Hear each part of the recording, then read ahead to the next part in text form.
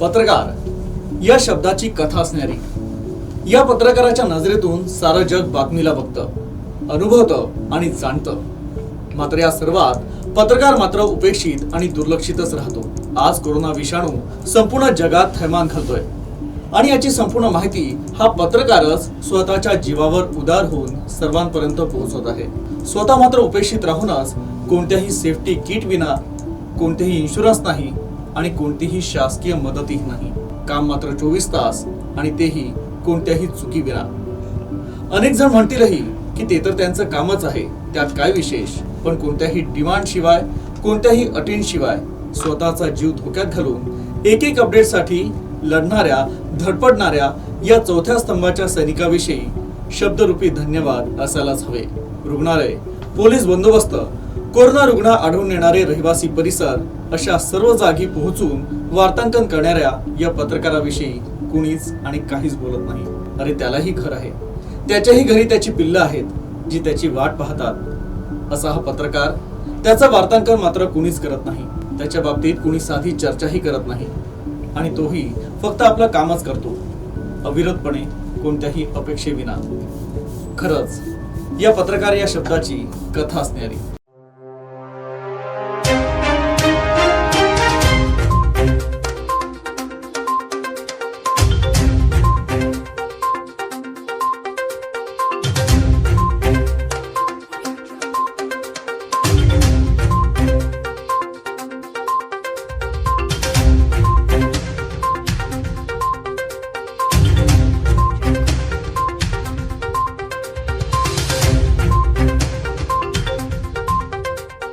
दोन 2020 मधील जानेवारी महिन्याच्या शेवटी भारतात कोरोनाचा पहिला रुग्ण समोर आला. विदर्भात अथवा नागपुरात अजूनही कोरोना म्हणजे काय, संक्रमण कसं वाढतं, त्यावर उपाययोजना काय याबाबत प्रशासन सोडल्यास बहुतांश नागरिक अनभिज्ञ होते.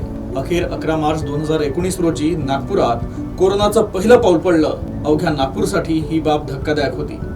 मात्र हे आव्हान प्रशासनासोबतच प्रसार माध्यमांनी देखील स्वीकारलं. मला असं वाटतं मार्चच महिना असेल, 11 तारखेला पहिला रुग्ण नागपूर शहरात आढळून आला होता. देशभरात कोरोनाचं संक्रमण हळूहळू पसरत होतं, पण नागपुरात, आपल्या शहरात, आपल्या घराजवळ जर कोरोनाचा पेशंट आढळून आला तर साहजिक आहे की मनात भीती असते. पहिला पेशंट तो विदेशातून आला होता. त्या पेशंटपासून संक्रमण झालेले अजून 2-3 लोक पुढे आले होते. एकामागून एक रुग्ण पुढे येणं सुरू झालं होतं मार्च महिन्यातच. त्यामुळे नागपूर शहर कुठेतरी पूर्ण देशात एक कोरोनाचा हॉटस्पॉट बनण्याच्या मार्गावर चालत होतं. त्यामुळे पहिला पेशंट जेव्हा आला तेव्हा भीती तर होतीच, पण असं वाटत होतं की 8-10 पेशंट नंतर कुठेतरी ब्रेक लागेल यावर, पण ते कुठेही झालेलं नाही. पेशंट सातत्याने वाढत गेले. पहिला पेशंट आल्यानंतर जी संख्या तीव्रतेने वाढली, त्याच्यामुळे नागपूर शहरात एक मोठा धोका या निमित्ताने निर्माण झाला. जब 11 मार्च को नागपुर में पहला मरीज को संक्रमण हुआ है कोरोना का, ये पुष्टि हो गया, उसके बाद सबसे पहले मन में यही ख्याल आया कि ये तो अब बढ़ेगा, 1 से 2, 2 से 4, ऐसे बढ़ते बढ़ते बढ़ते ये तो मल्टीप्लाई होने वाला है. फिर हम लोगों को कैसे काम करना चाहिए, अपने टीम को मोटिवेट करना है और कोरोना से संबंधित जो खबरें हैं वो कैसे उसका नियोजन किया जाए, यही सब हमारे दिमाग में, मन में उस समय चल रहा था. साधारण नोव्हेंबर-डिसेंबर 2019मध्ये जगाच्या वेगवेगळ्या भागात कोरोनाचा प्रादुर्भाव वाढत होता. 30 जानेवारीच्या दरम्यान भारतात पहिला कोविडचा पेशंट आढळला. त्याचवेळी केंद्र सरकारने अलर्ट दिल्यानंतर नागपूरसह सर्वच ठिकाणी करोनाबाबत शासकीय यंत्रणांमध्ये बैठकींचं सत्र सुरू झालं. त्याच वेळेला नागपुरातही कधी ना कधी कोविडचा रुग्ण येईल अशी मनात चाहूल लागलीच होती. अनावधानाने कोविड संदर्भात बातमी लिहितानाच सातत्याने हा आजार कसा आहे, म्हणजे कशामुळे पसरतो, त्याच्यापासून आपल्या कुटुंबाला कशा पद्धतीनं धोका होऊ शकतो, असाही मनात विचार सातत्याने चालत होता. त्याच दरम्यान बातम्या देण्याचं आमचं सत्र सुरू असतानाच 11 मार्च 2020ला नागपुरात पहिला रुग्ण आढळला. रुग्ण आढळल्यानंतर म्हणजे आधी तर डॉक्टरांमध्येच इतकी भीती होती की त्यांनाही काय करायचं हे माहीत नव्हतं. त्याच्यामुळे पत्रकारांनीही काय करावं हे तर म्हणजे विचारापलीकडचीच गोष्ट होती. तरीही कसं तरी हिंमत करत आम्ही पहिला रुग्ण आढळल्यानंतर तो मेयोत दाखल झाल्यानंतर आम्ही मेडिकलच्या डीन ऑफिसपर्यंत जायचो, डॉक्टरांशी संवाद साधायचो, वेगवेगळ्या एक्सपर्ट्सशी बोलायचो की बुवा म्हणजे नेमका या आजाराला हँडल कसा करता येईल, किंवा म्हणजे पत्रकार म्हणून किंवा सामान्य नागरिक म्हणून इतरांनाही संक्रमणापासून कसं वाचता येईल.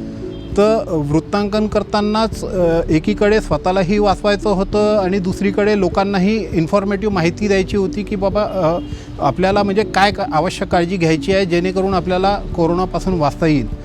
तर हे सत्र सुरू असतानाच रुग्णाच्या संपर्कात आलेल्यांपर्यंत कसं पोहोचावं हेही आव्हान आरोग्य विभागापुढे होतं. त्याच्यामुळे त्यांच्याकडनं माहिती काढण्यासाठी पण म्हणजे आम्हाला म्हणजे इतका त्रास व्हायचा, कारण की कसं आहे की पहिलं त्यांचं प्रायोरिटी होती की ते रुग्णांना बघतील, त्यांच्या कॉन्टॅक्टमध्ये आलेल्या लोकांना बघतील की आम्हाला माहिती देतील.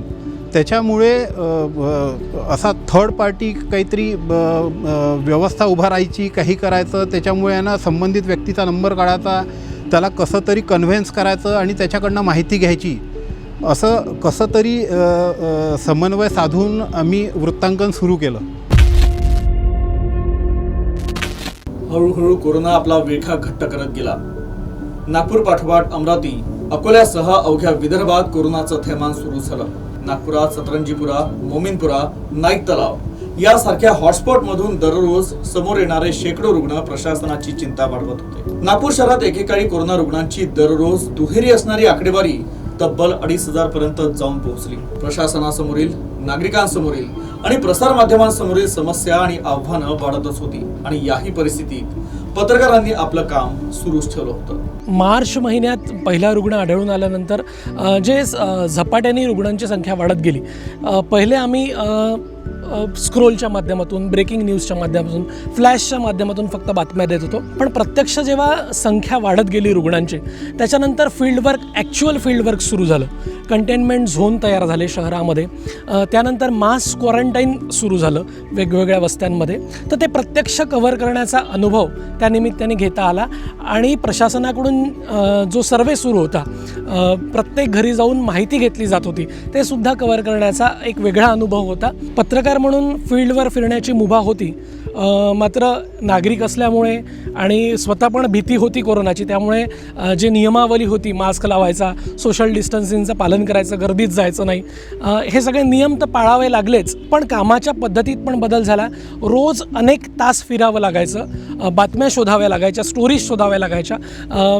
जे मजुरांचे लोंढे दक्षिणेच्या राज्यांकडून उत्तरेकडे जाणारे होते, मध्य प्रदेशात जाणारे होते, छत्तीसगडकडे जाणारे होते, त्यांना कव्हर करायचं होतं, त्यांना भेटायचं होतं, त्यांच्या समस्या जाणून घ्यायच्या होत्या आणि त्या सगळ्या चित्रित करून लोकांपुढे मांडायच्या होत्या. त्याच्यामुळे आव्हान होतं. रोज अनेक किलोमीटर फिरावं लागायचं. मला आठवतं, मी मध्य प्रदेश, छत्तीसगड आणि तेलंगणा या तीनही सीमांवर जाऊन आलो. या तीनही राज्यांमधल्या काही गावांमध्ये जाऊन आलो. तिथे प्रत्यक्ष पाहणी केली, तिथल्या बातम्या कव्हर केल्या. त्याच्यामुळे कामाची पद्धत सातत्यानं बदलत गेली. एक चांगलं शिकायला यातून सगळं मिळालं. पत्रकारितेच्या करिअरमध्ये असे सगळे प्रसंग जे येत असतात ते खूप काही शिकवून जात असतात. मला असं वाटतं मार्च महिन्यानंतर कामाची गती पण वाढली आणि खूप असा स्कोप पण होता कव्हर करण्यासाठी. मात्र जसा ऑगस्ट महिना आला तेव्हा परिस्थिती अत्यंत बिकट झाली होती. त्याच्यामुळे फील्डवर फिरणं आपोआप कमी झालं होतं. जैसे जैसे मरीजों की संख्या बढ़ने लगी और फिर बाद में शहर में लॉकडाउन लग गया, तो सबसे पहले लॉकडाउन लगने के बाद में जो सबसे बड़ा चैलेंज था वो यही था कि जो अपने टीम है उस टीम को कैसे मोटिवेट करके अपना काम को जारी रखा जाए। हालांकि उस दरमियान जो मैनेजमेंट के तरफ से हमें ये निर्देश दिया गया था कि आप अपना डिसीजन लीजिए कि आपको क्या करना है, लेकिन हमने अपने टीम के साथ, अपने कलीग्स के साथ एक मीटिंग ली और सबको यही कहा कि ये जो समय है अपना ही समय है, ये अपना काम ही है लोगों को सूचना देना। और जब लॉकडाउन लग गया है, लोग अपने अपने घरों में हैं और कोरोना के प्रति इतना डरे हुए हैं, तो उनको नागपुर शहर का, विदर्भ का सूचना कौन देगा? तो हम लोगों को काम करना तो जारी रखना पड़ेगा। और दूसरा बात ये है कि बीच में कुछ समय ऐसा भी आया जब न्यूज़पेपर्स का लोगों ने लेना बंद कर दिया, तो उनके पास सूचना का एक ही साधन था, या तो सोशल मीडिया से उनको खबर मिलती थी, जो कि जिसकी विश्वसनीयता हमेशा सवाल रहता था। तो हमारा जो है सो उस समय हमारा काम बहुत इम्पोर्टेंट हो गया। जो कोरोना से बचाव के लिए जो स्टैंडर्ड प्रोटोकॉल था, उसका तो हम लोग फील्ड में जाते समय पालन करते ही थे। समय ऐसा बीच में आ गया था कि अधिकांश ऑफिसेज में वर्क फ्रॉम हो गया था, जर्नलिस्ट लोग भी घर से काम कर रहे थे, फील्ड पे इक्का दुक्का जर्नलिस्ट ही दिखा करते थे, वो एक दौर था। फिर हमने क्या किया कि अल्टरनेट डे वर्किंग हमने शुरू किया। हमने जो भी हमारी टीम थी, हमने 2 टीम बनाई, एक को वॉरियर नाम दिया और दूसरे को फाइटर, और एक अल्टरनेट डे करके हम लोग काम करते गए। ऑलमोस्ट हर टीम प्रतिदिन 12 घंटा काम करती थी। और yes, no work from home नहीं था हमारा, हम लोग अल्टरनेट ऑफिस में ही आके काम किए हैं, अल्टरनेट। और फिर बाद में 1-1.5 महीना बाद जब ये अल्टरनेट भी बंद कर दिए और फिर फुल फ्लेज हमने काम करना शुरू कर दिया। हमारा उद्देश्य ही ये था कि जो लोग इतने डरे हुए हैं, वो ख़ास तौर पे जब कोई पेशेंट डिस्चार्ज होता था और उसकी सूचना हमें मिलती थी, तो हम ज़रूर जाते थे, उसको कवर करते थे, उसका इंटरव्यू दिखाते थे, ताकि जो घर में बैठे लोग हैं वो देख सके कि कोरोना मतलब आया और गया। कोरोना आया है 14 दिन बाद, उस समय 14 दिन के बाद में डिस्चार्ज होते थे पेशेंट। तो हमने अमूमन सभी जो स्टार्टिंग में शुरुआती 1-1.5 महीने में जितने भी पेशेंट डिस्चार्ज होते थे, तो सभी को हम टीवी पे दिखाने का कोशिश किए हैं, इंटरव्यू लेने का कोशिश किए हैं। मकसद सिर्फ एक था कि लोग जो घर में जो बैठे हैं, कोरोना से डरे हुए हैं, उनको ये लगे कि नहीं, मतलब ये सब है, ठीक है, कोरोना होगा भी तो ठीक हो जाएगा। और उसमें एक बार क्या हुआ इंसिडेंट कि कुछ दिनों के बाद ICMR का एक नया गाइडलाइन आया कि अब कोई पेशेंट जिसको 8वें, 9वें, 10वें दिन अगर फीवर नहीं है तो उसको 10वें दिन डिस्चार्ज किया जाएगा।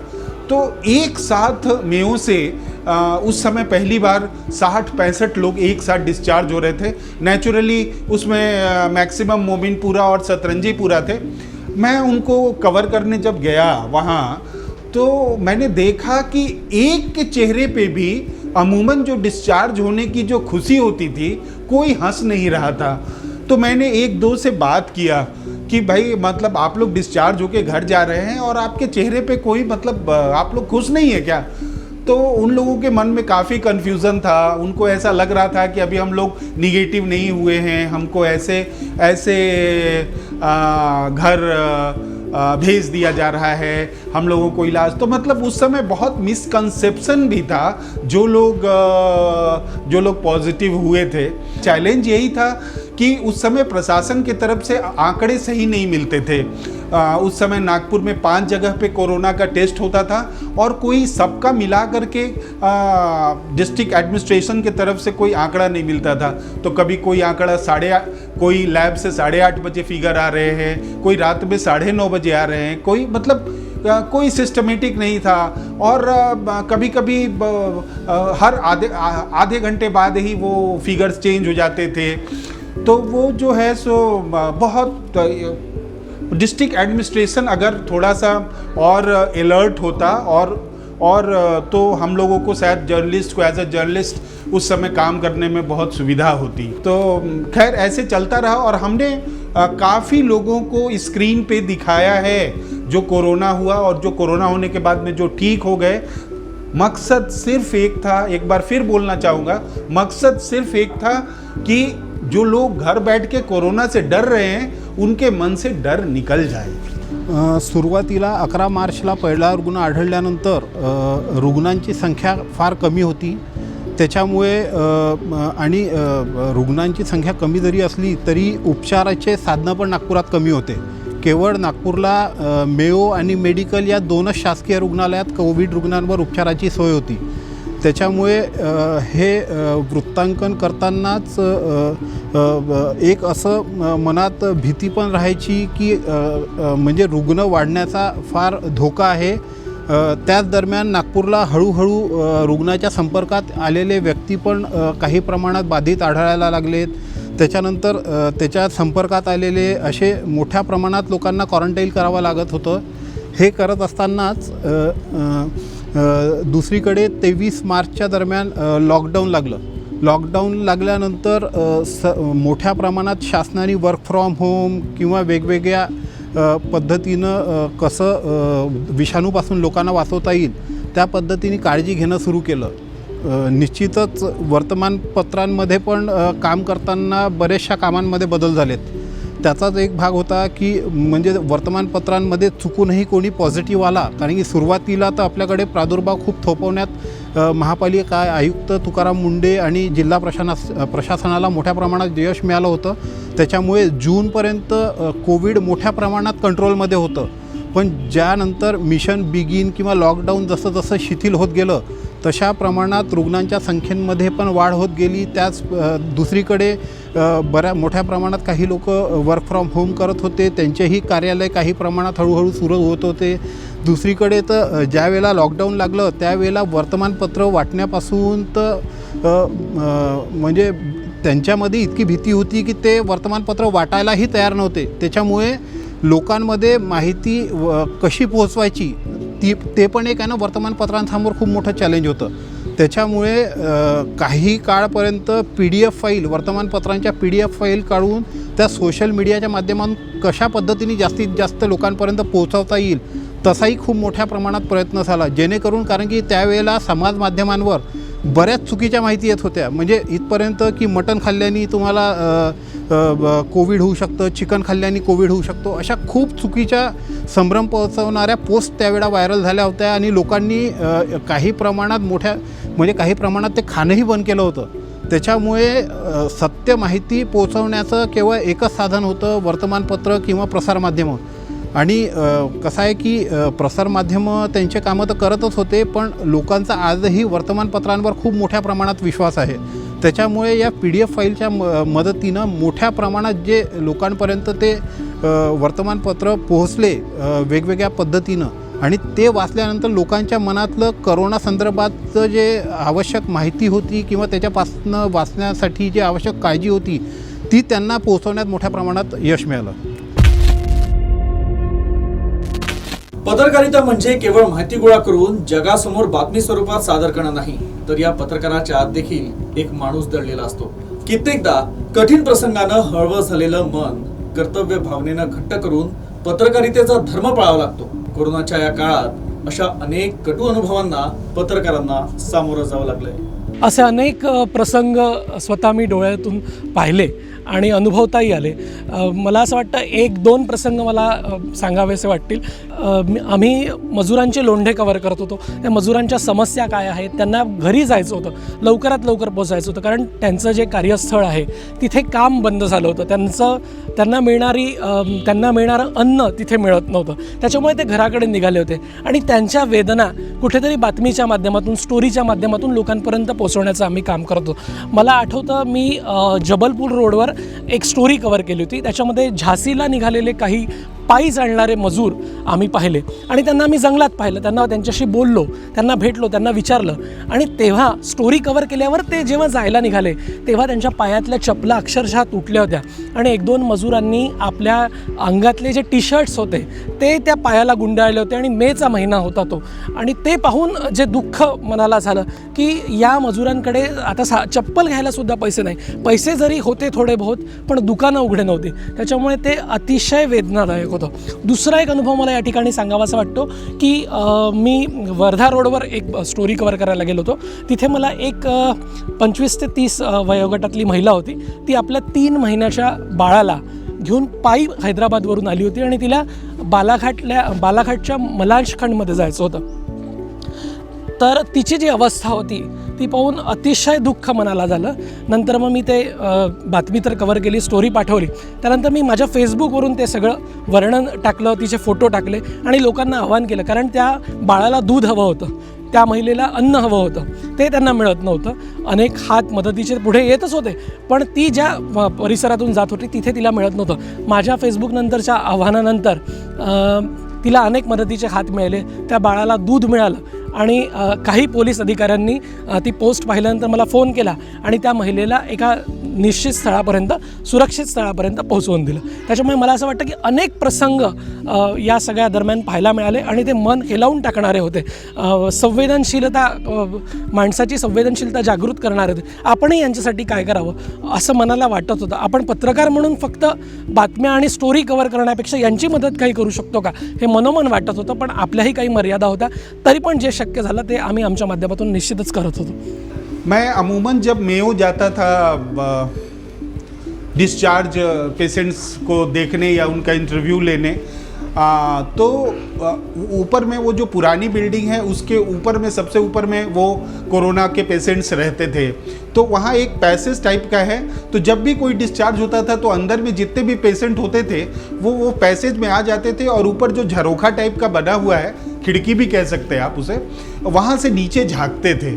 और उसमें से कई लोग थे जो मुझे भी हाथ हिलाया करते थे. उसमें 2 बच्चियां थी 14-15 साल की. एक जरीपटका की थी, शायद एक खामला की थी, अभी मैं ठीक से याद नहीं कर पा रहा. लेकिन उसमें से वो लोग दोनों अपने फादर के साथ पॉजिटिव होके आई थी वहाँ. उनके फादर, दोनों के फादर 14 दिन में निगेटिव हो गए थे, लेकिन बच्चियों का रिपोर्ट निगेटिव नहीं आ रहा था. 35-40 दिन तक उनका रिपोर्ट निगेटिव नहीं आ रहा था. तो उनके फादर बच्चियों के साथ सिर्फ, मतलब निगेटिव होने के बावजूद वहीं रहते थे, क्योंकि बच्चियां थी, अकेले कैसे रहती वहाँ. उसमें से जो एक बच्ची थी उसका रिपोर्ट निगेटिव आ गया. फिर उसको डिस्चार्ज होने का समय आया. तो वो जब डिस्चार्ज हो रही थी तो इन दोनों बच्चियों में काफ़ी बॉन्ड था, हम उम्र थी, दोनों एक दूसरे से काफ़ी घुली मिली थी. तो उसमें से जब एक नीचे आई तो उसका मैं इंटरव्यू ले रहा था बच्ची का. तो सहसा मेरा जो नज़र है, मैंने इंटरव्यू लेने के बाद मैं ऊपर गया तो जो दूसरी बच्ची थी ना, वो ऊपर से मुझे इशारा करी कि मैं भी आऊँगी और आपको इंटरव्यू दूंगी, जल्दी आऊँगी, और ऐसा उसने इशारा किया. ऐसे तो मतलब मुझे थोड़ा सा उस समय भावुक हो गया था मैं उसे देख के. मुझे लगा कि इसे भी जल्दी छुट्टी हो जाना चाहिए. ऐसे और ह्यूमन काफ़ी स्टोरी रहा काम करने के दरमियान. जो माइग्रेशन था, जो मज़दूर लोग पैदल जा रहे थे वो मई की गर्मी में, वो सब तो मतलब बताने लायक नहीं है. It's shameful on us. माने हम भारत के नागरिक होने के नाते बहुत ही दुखद घटना है वो. करोनाच्या वृत्तांकन करताना करोनाचं गांभीर्य तर कळलंच होतं. अनावधानाने सप्टेंबरच्या दरम्यान मला, माझ्या मुलीला आणि पत्नीला पण कोविडची लागण झाली. सुरुवातीला कसं आहे की वर्तमानपत्राच्या माध्यमातून बातमी देताना सर्व प्रयोगशाळा किंवा विविध रुग्णालयांचे प्रमुख, या क्षेत्रातले एक्सपर्ट्स यांच्याशी मैत्रीपूर्ण संबंध तर होतेच. तर त्याच्यामुळे रात्री 12च्या दरम्यान मला एम्समधनं प्रयोगशाळेतून फोन आला की महेश तू कुठे गेला होता. मी तिथे स्वॅब दिले होते तर मला माहीतच होतं. मी त्यांना फक्त एवढंच विचारलं, मॅडम मी पॉझिटिव्ह आहे का पूर्ण कुटुंब पॉझिटिव्ह आहे म्हणून. त्यांनी सांगितलं तुम्ही तिघंही पॉझिटिव्ह आहे, पण घाबरू नको, तू ये इथे, आपण काही ठराविक टेस्ट करू आणि त्याच्यानंतर आपण औषधोपचार वगैरे सुरू करूया. दुसऱ्या दिवशी सुरुवातीला GMCकडे गेलो. GMCमध्ये त्यावेळेला मृत्यूचं प्रमाण खूप मोठ्या प्रमाणात वाढलं होतं. आतमध्ये जाताना बरेचशा डेड बॉड्या झाकून ठेवलेल्या वगैरे दिसत होतं. मनात विचार आला, आता पत्नी, मुलगी आणि मी अशा अवस्थेत जर घेऊन गेलो तर ते आजाराचं सोडा, ते शॉकमध्येच काहीतरी वेगळं व्हायचं. त्याच्यामुळे मग तिथनं एम्समध्ये जाण्याचा विचार केला. एम्समध्ये सगळ्यांना घेऊन गेलो. एम्समध्ये विविध तपासण्या करून घेतल्या. एम्सचे डॉक्टर मनीष श्रीगिरवार सरांनी खूप मदत केली. त्यांनी म्हणजे एवढंच नाही तर प्रत्येक दिवशी ते मला फोन करून माझी माहिती घ्यायचे, माझे काउन्सिलिंग करायचे. म्हणजे खरंच म्हणजे त्यांच्यासकट डॉक्टर अशोक अरबट आहे क्रिम्स रुग्णालयाचे, मेडिकलचे डॉक्टर अविनाश गावंडे सर आहे, यांनी इतका आधार दिला की मन त्याच्यामुळे हलकं झालं आणि कॉन्फिडन्स वाढण्यात माझा खूप फायदा झाला. घरातील सदस्यांशिवाय कुठलीही गोष्ट प्रोफेशनली शक्य नसते. शहरात संक्रमण वाढत असताना घरातील लोक चिंताग्रस्त होणं देखील साहजिकच आहे. घरातील लोक प्रेमापोटी चिंताग्रस्त तर दुसरीकडे कर्तव्य, अशी दुहेरी परिस्थिती अथवा मानसिक द्वंद्व निर्माण झालं होतं. काही पत्रकारांकडे ते स्वतः आणि त्यांच्यामुळे घरातील सदस्य देखील संक्रमित झाले होते. अशा बिकट संकटातूनही घरच्यांनी सपोर्ट केल्यानं पत्रकारांनी आपलं काम सुरूच ठेवलं. पत्रकारांसोबत त्यांच्या कुटुंबियांचा देखील सिंहाचा वाटा आहेच. कुठलंही काम म्हटलं की घरच्यांचा सपोर्ट अत्यंत महत्त्वाचा असतो. कोरोनासारखा बिकट काळ आणि तेही घरातून निघणं आणि तासनतास बाहेर असणं, आपण सुरक्षित आहोत की नाही याची स्वतःला काळजी घ्यावीच लागते. पण घरच्यांना जास्त काळजी होती. घरचे अनेकदा फोन करायचे, तू कुठे आहेस, बाहेर काही खाऊ नकोस, सोबत नेलेलं पाणी पी, बाहेर पाणी पिऊ नकोस. बाहेर खाण्याचा प्रश्न नव्हता कारण हॉटेल्स किंवा काही रेस्टॉरंट्स उघडे नव्हते, त्यामुळे सोबत नेलेलंच अन्न आम्ही खात होतो. पण घरच्यांना चिंता होती, ती अगदी स्वाभाविक होती. घरचे अनेकदा फोन करून विचारायचे. तो काळ निघून गेला, पण पुढे मला स्वतःला कोरोना झाला आणि मग घरच्यांची बोलणी खावी लागली की तू बाहेर, तुला सांगत होतो तू जाऊ नकोस, तरी तू गेलास आणि तुला कोरोना झाला. म्हटलं नाही, कोरोना तर होणार होताच, आज नाही उद्या प्रत्येकाला होईल तो, आणि तो झाला. तो पिरियड पण एक टेन्शनवाला होता, तो निघून गेला. पण घरच्यांचा सपोर्ट फार होता आणि घरच्यांनी जे बळ दिलं की नाही तू जा आणि कव्हर कर, त्याच्यामुळे पुष्कळ काही गोष्टी कव्हर करू शकलो आणि खूप सारं शिकायला मिळालं. आणि हे सगळं घरच्यांच्या सपोर्टमुळेच. इस मायने में मैं थोड़ा लकी था क्योंकि मेरी वाइफ भी जर्नलिस्ट है और वो मेडिकल बीट ही करती थी अपने न्यूज़पेपर के लिए. तो हम लोग दोनों एक दूसरे को कम्प्लीमेंट करते थे.